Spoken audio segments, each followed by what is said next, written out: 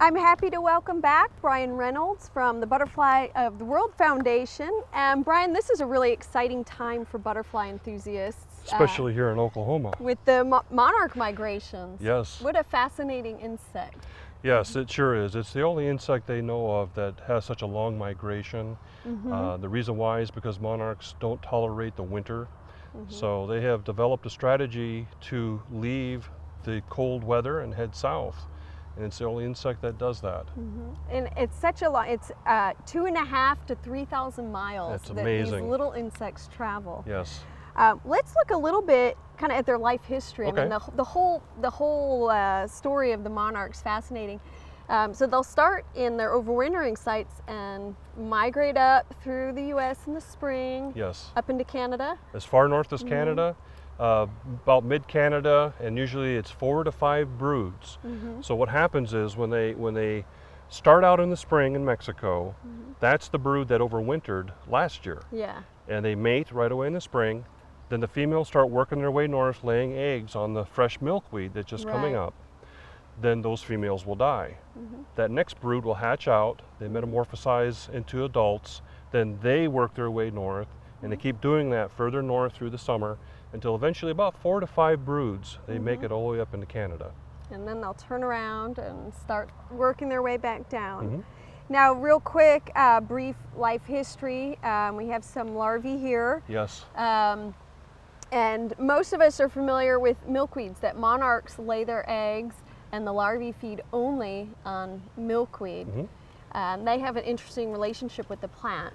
Yes, there are poisons that are found in the milkweed called cardioglycosides, and those poisons affect the heart muscle of vertebrate predators. It almost acts like digitalis is how it reacts to the heart muscle. Okay, so the monarch stores these up in its fatty tissues, and so when a bird or a frog or a lizard comes and feeds on either the larvae or the adult, they're getting a bit of that poison. Yes. Yeah, there are a few animals that actually have adapted to feed on monarchs. They have a tolerance to it, but mostly a bird or a lizard or something that grabs that monarch will know immediately that it's distasteful. Monarchs are fairly hardy butterflies. They can be handled kind of roughly. They can withstand a bird, you know, that little initial taste, and then be released by the bird, and then the monarch is just fine. And they have that bright orange coloration as kind of a warning that says, hey, I'm toxic, stay away from me. Exactly, yes. So let's look a little bit at this migration. I think here in Oklahoma, we're really blessed because we seem to be right along a major flyway. Yes, that's the neat thing. Depending on the weather, if you don't have any major storms in the east or the west, that might blow that flyway east or west from our area. Typically, we're right in the center of it. So on a good fall day, starting right now, you can get out and see dozens of them, sometimes a minute, heading south. Various levels, like at eye level or even way up in the sky, you can see them. Now in the U.S., there's kind of two groups we could think about as far as their migration. Yes. East of the Rockies and west of the Rockies. Pretty much that's it, yes. So the west side, where do they overwinter? They overwinter down in Southern California, and there's actually non-native eucalyptus trees that have been springing up through there. Yeah. And it creates just the right microhabitat for them, and that's where they go. They go and drape themselves on those trees.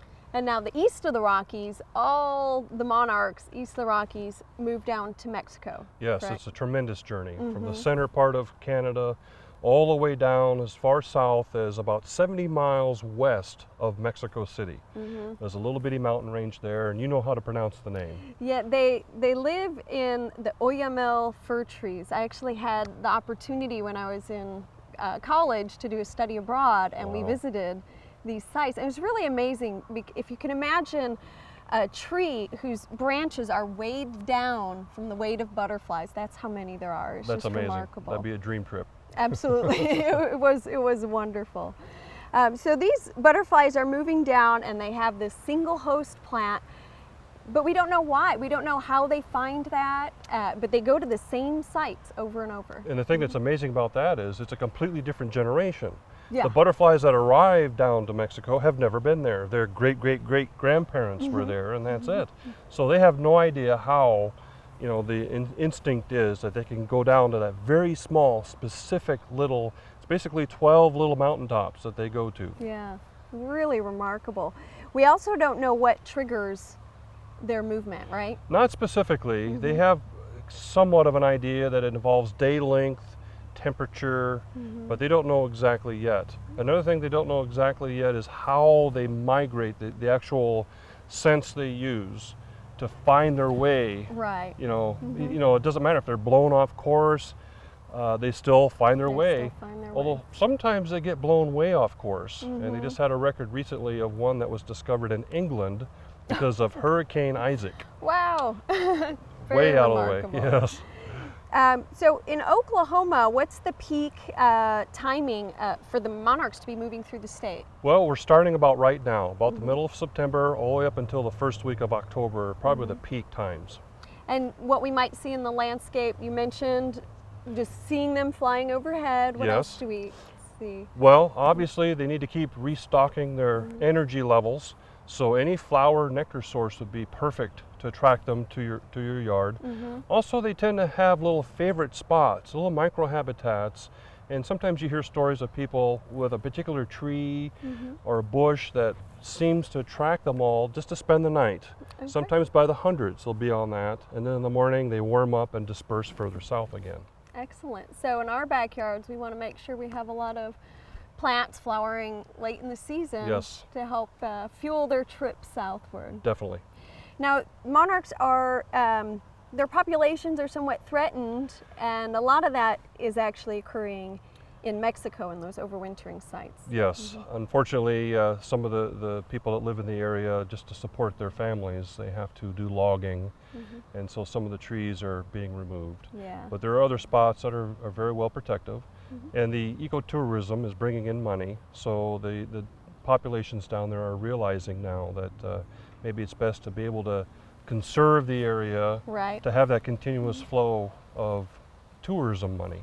When we were visiting with our trip, we went to two very different sites, one that was not very well maintained and one where conservation was very important. So as tourists, you know, I would choose to support that very well protected one and try to encourage those practices. Definitely. Now up here, we could do a little bit to protect their summering habitats. Yes. Basically, just like we always say, is trying to avoid the chemicals in the garden. Always have larval and nectar food plants for butterflies, and for monarchs that would be specifically the milkweeds. And in the fall then to have the nectar sources that allow them to come and re-energize so they can continue further south again. Excellent. Well, what a fascinating group of insects. Thank you for visiting with us. Thank you.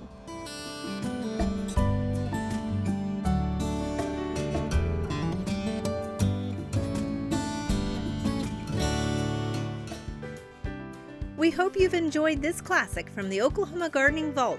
Remember, even though these tips and techniques are timeless, there's always something new to learn in the world of gardening. By subscribing to both Oklahoma Gardening and OK Gardening Classics, you'll have access to a wealth of gardening knowledge, both classic and contemporary.